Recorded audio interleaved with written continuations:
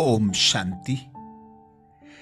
एक फकीर घने जंगल में तपस्या कर रहा था। राजा उससे बड़ा प्रभावित हुआ और उससे महल में चलकर सुखपूर्वक रहने का आग्रह किया। पहले तो फकीर ने मना किया, परंतु जब राजा ने बहुत आग्रह किया तो फकीर साथ हो लिया। राजा ने अपने महल के एक सुंदर कमरे को उसका निवास बना दिया। लगभग 7 मास गुजरने पर एक दिन राजा को ख्याल आया कि सन्यासी तो जंगल को याद ही नहीं करता, शायद महल के भोगों में रम गया। ऐसा सोचकर राजा ने सन्यासी से मुलाकात की और प्रश्न पूछा, राजा और सन्यासी में क्या अंतर होता है? सन्यासी ने अपना कमंडल राजा के हाथ में दिया और कहा, मेरे पीछे पीछे आओ। मेरे पीछे पीछे आओगे तो प्रश्न का उत्तर मिल जाएगा। राजा पीछे पीछे चला, पर थोड़ी दूर जाने के बाद बोला, मेरे प्रश्न का उत्तर तो मिला नहीं। सन्यासी ने कहा, थोड़ी दूर और आओ और चलो। ऐसे कहते कहते वह राजा को शहर से काफी दूर ले आया। राजा ने फिर पुनः पूछा, कितनी दूर और चलना होगा? राजा के धैर्य का बांध टूट गया।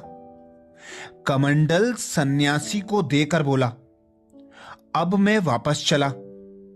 सन्यासी ने कहा, राजन, राजा और सन्यासी में यही अंतर है। सन्यासी को ना महलों से राग होता है, ना कुटिया से नफरत होती है। हम जंगल में रहें या महल में, सबको साधना के अनुकूल बना लेते हैं। जंगल में भी साधना साथ थी, पर जंगल को एक थक से छोड़ दिया, और महल में भी साधना साथ थी, महल को भी एक थक से छोड़ दिया। राजा को अपने प्रश्न का उत्तर मिल गया और फकीर हरे भरे जंगल में विलीन हो गया।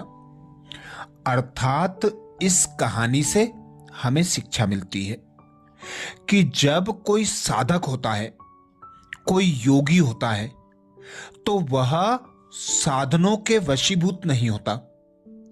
उसके मन और बुद्धि किसी भी वस्तु के आकर्षण में नहीं आते।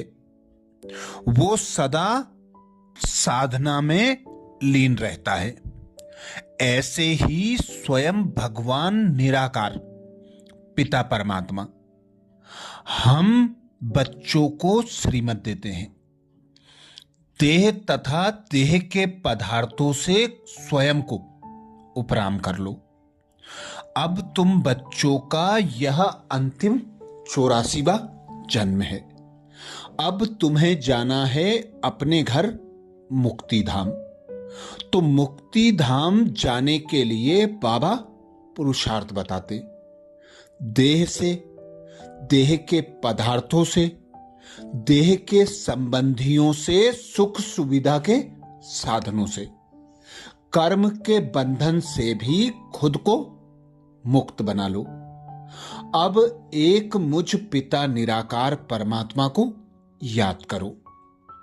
गीता में भी लिखा हुआ है, मन मना भव, अर्थात अपने मन और बुद्धि को एक मुझ निराकार परमात्मा पर लगा दो। कोई भी वस्तु के आकर्षण में नहीं आओ। अभी मनुष्यों को देखते हैं, वह देह अभिमान के वशीभूत है, देह अहंकार में होता है। सुख सुविधा के साधनों को प्राप्त कर वह समझता है जैसे मैं स्वर्ग में हूं, पर स्वयं भगवान कहते हैं यह जो भी दुनिया दिखाई दे रही है यह विनाश को पाना है। यह जड़ जड़ी भूत है। यहां दुख है, अशांति है, रोग है, भय है, चिंता है, हर ओर दुख है, चीख पुकार है। तो ऐसे समय में स्वयं भगवान अपने बच्चों को एक ही श्रीमत देते कि योगी बनो, पवित्र बनो, पवित्रता को धारण करो। पवित्रता अर्थात मनसा वाचा कर्मणा में पवित्र बनो। अपनी दृष्टि, वृत्ति और कृति को रूहानी बनाओ। हर एक को आत्मा भाई के रूप में देखो। स्वयं को भी बार बार अनुभव करो कि मैं आत्मा निराकार हूं, इस देह को चलाने वाली हूं। मैं निराकार आत्मा हूं, निराकार पिता परमात्मा की संतान हूं। मैं निराकारी दुनिया, परम धाम, शांति धाम की वासी हूं। अब मुझे पुनः जाना है अपने घर, शांति धाम, मुक्ति धाम। तो सर्वप्रथम मेरे जो भी हिसाब किताब हैं, मुझे उन हिसाब किताबों को चुकतू कर घर जाना है। अब घर जाना है, यही रट लगी रहे तो ही हम अपने सब हिसाब किताब को चुकतू कर सकेंगे। स्वयं को इस देह से, इस देह की दुनिया से, देह के संबंध से, सुख सुविधा के साधनों से उपराम, न्यारा और एक बाप का प्यारा बना सकेंगे। जिसके लिए ही बाबा कहते हैं जब जब धर्म की ग्लानि होती है मैं भारत भूमि पर आता हूं, साधारण मनुष्य तन का आधार लेकर। तुम बच्चों को मनुष्य से देवता बनाता हूं। हर मनुष्य आत्मा को दुख अशांति से मुक्त कराकर मुक्ति, जीवन मुक्ति का वर्षा देता हूं। जो बच्चे मुझ अव्यक्त निराकार पिता परमात्मा को जान लेते हैं और मेरे ज्ञान को धारण करते हैं, राजयोग द्वारा स्वयं को नर से नारायण बनाने का पुरुषार्थ करते हैं, वे ही बच्चे अर्जुन कहलाते हैं। अर्जुन अर्थात ज्ञान का अर्जन करने वाले। जो बच्चे पिता निराकार परमात्मा को जान लेते हैं, पहचान लेते हैं और निराकार परमात्मा के ज्ञान को, राजयोग को यथार्थ रीति धारण करते हैं, स्वयं के मन, वचन और कर्म में